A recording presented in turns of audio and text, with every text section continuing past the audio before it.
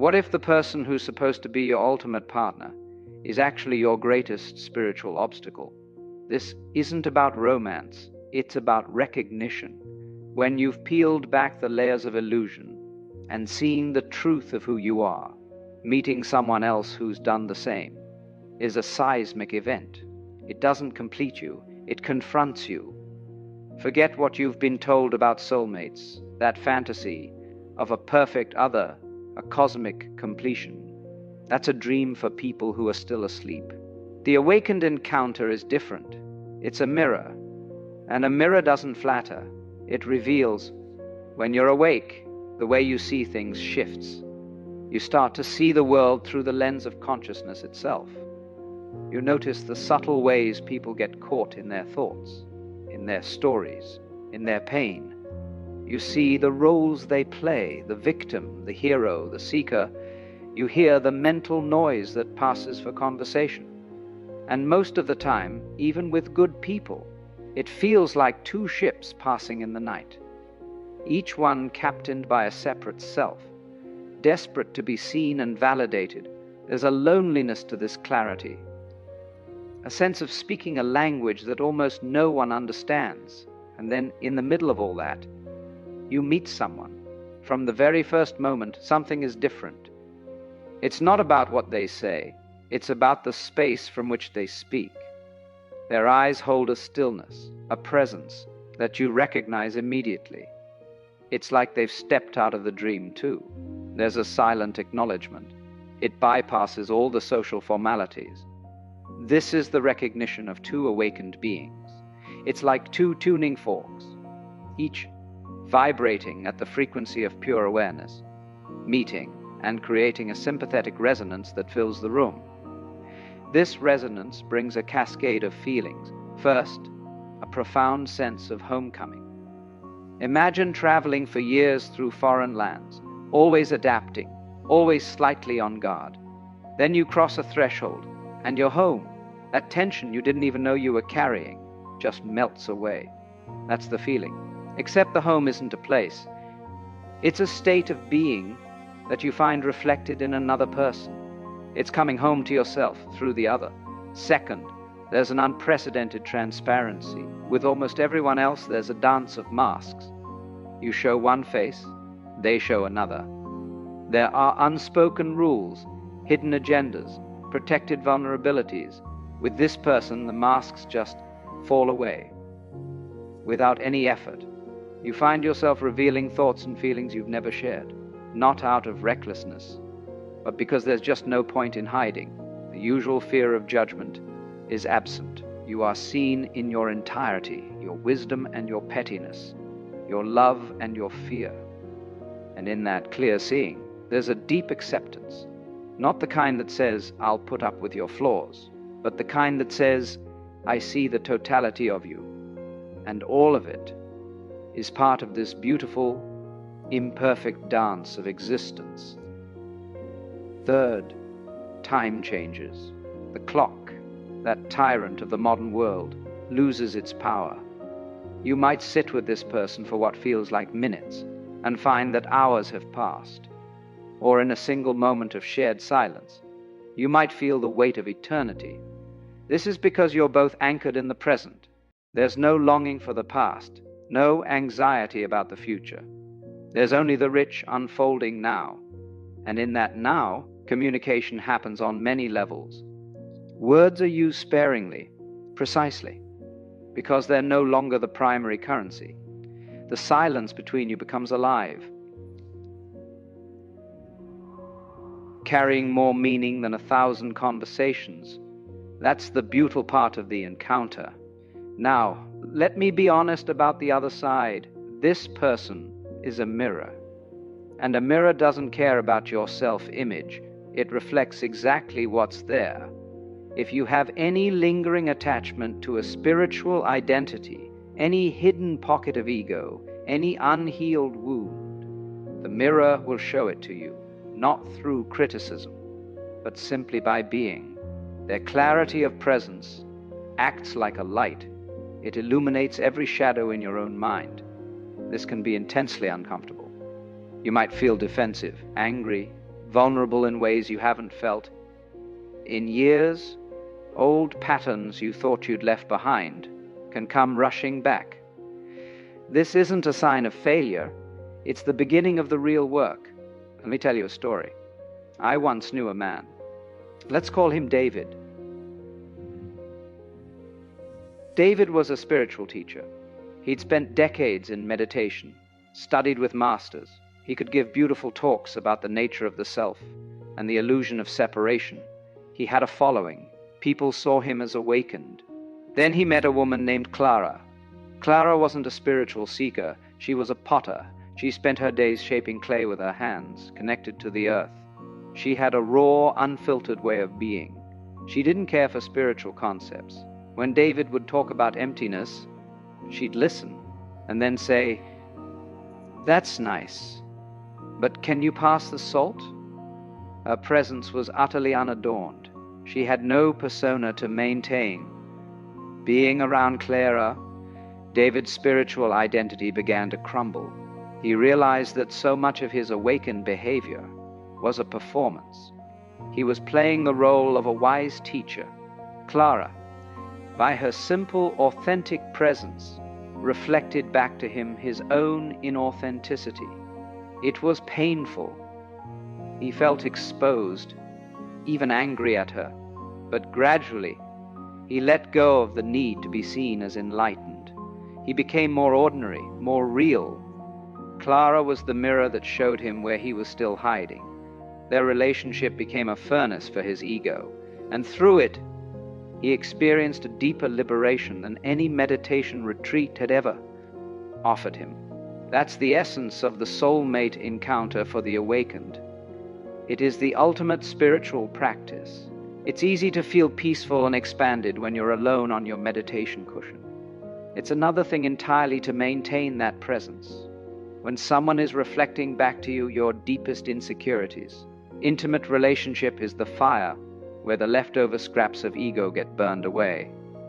There is nowhere to hide.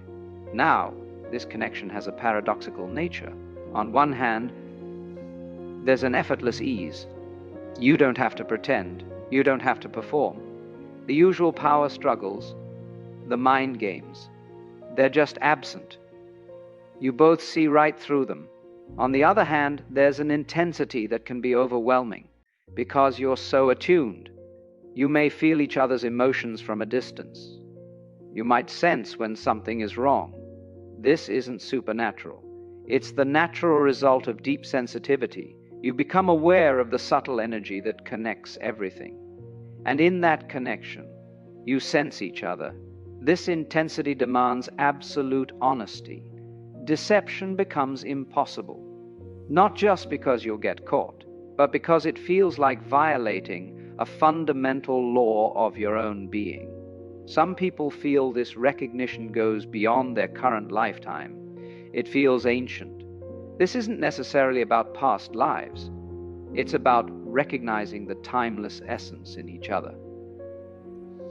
You see the consciousness that was there before you were born and will be there after you die, looking out through the other person's eyes. This brings a feeling of destiny, not a script written in the stars, but the simple inevitability of two aspects of the same consciousness finding each other. Once this recognition happens, there's no going back. You can't unknow it.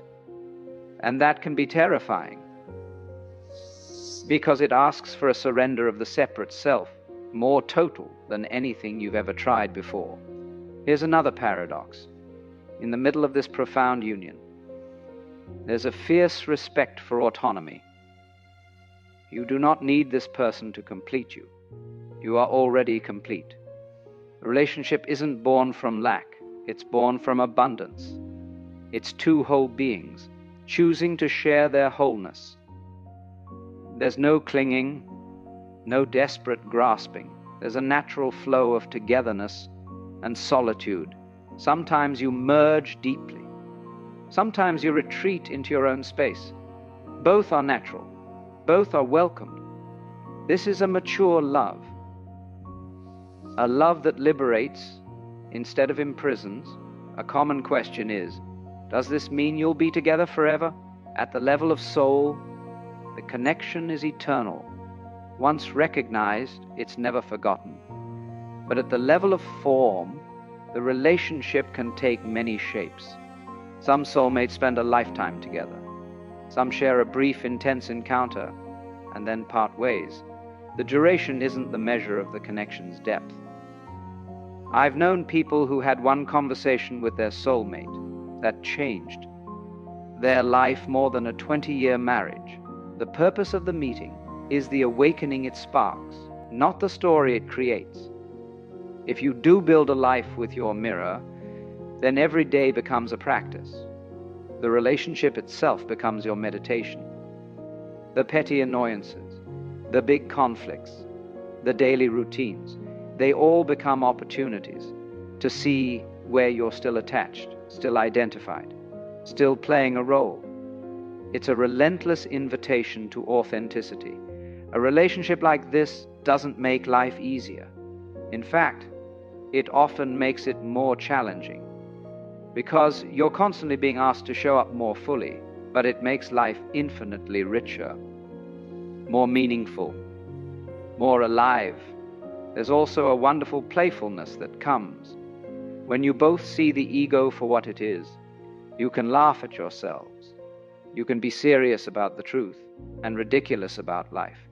You can talk about the nature of reality and then joke about burnt toast.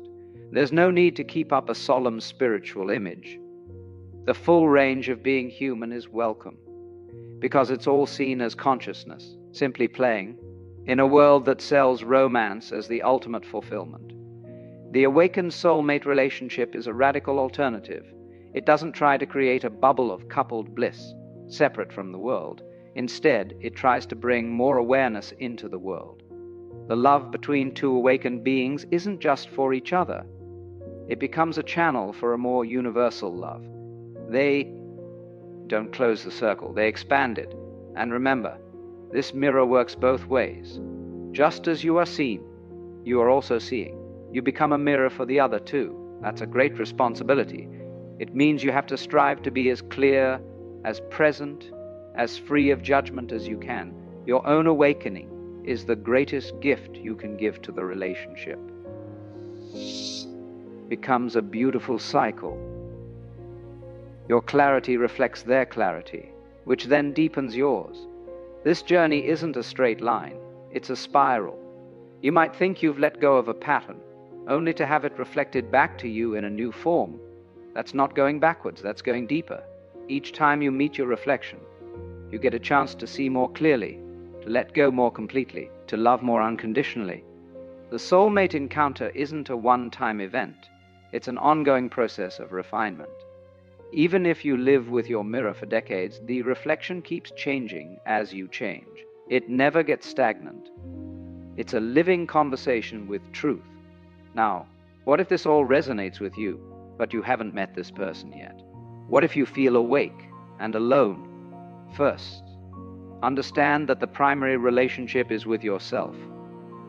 The soulmate you're looking for out there is a reflection of your own inner wholeness. Don't put your life on hold, waiting for a mirror to appear.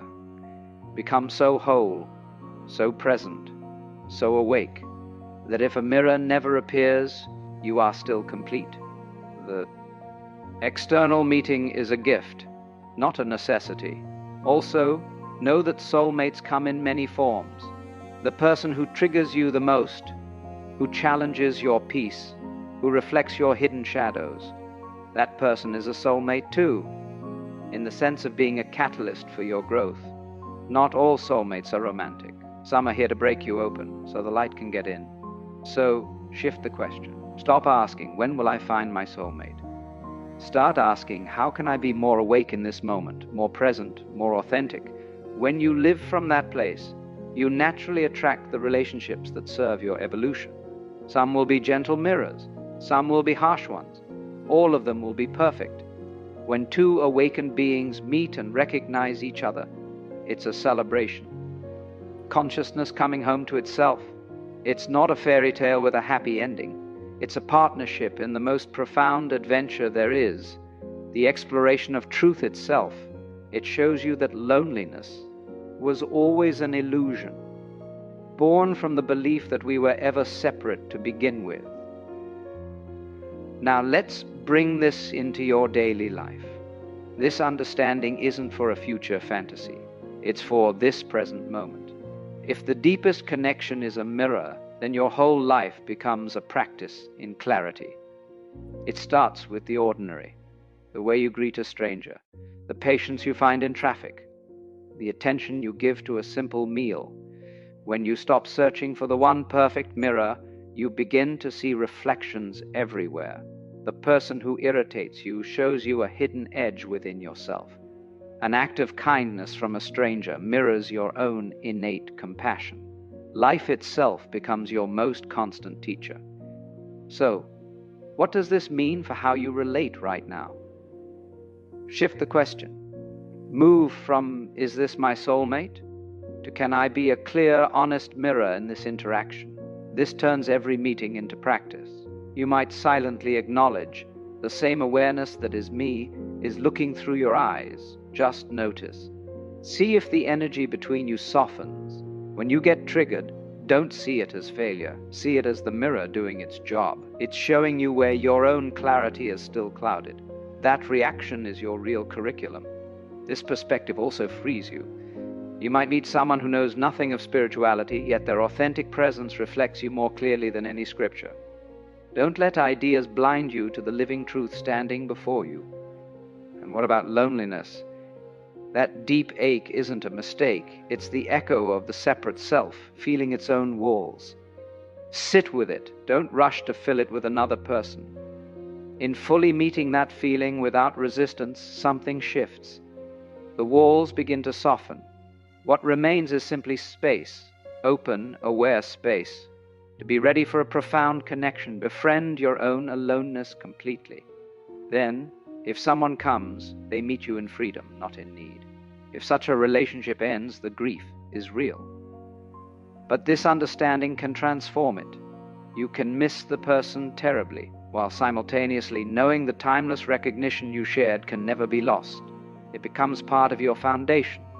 To cling forever to the form is to misunderstand the gift. Sometimes the most awake response is gratitude and release. Here is the essential point. You are already what you seek. Wholeness isn't given by another. It's recognized. The right person doesn't complete you. They help you see that you already are. So walk through your day as your own soulmate. Make choices from that inner completeness.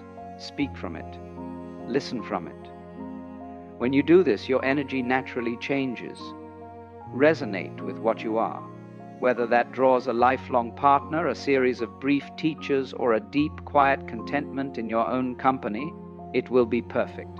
It will be the exact reflection your soul requires for its next step. The final mirror, the most important one, is always your own aware presence. Look there first. Everything else follows.